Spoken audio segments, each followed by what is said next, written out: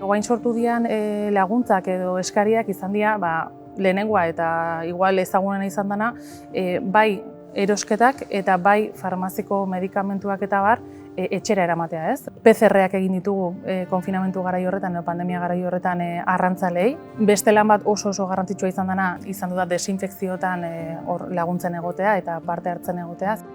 Deiak egin ditugu pila bat, Eusko Jaurlaritzarekin batera, gaixotasun kronologikoak zezkaten pertsonei ikusteko beraien egoera zein zen eta medikamentu aldetikan nola zeuden.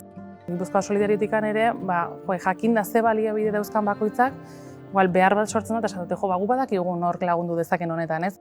Azkenean horrelako egoeratan berdin du kolorea, berdin du izena, berdin du nun zauden. Gauza da, behar berriak daudela eta gainera modu urgente baten erantzuna eman behar zaiola.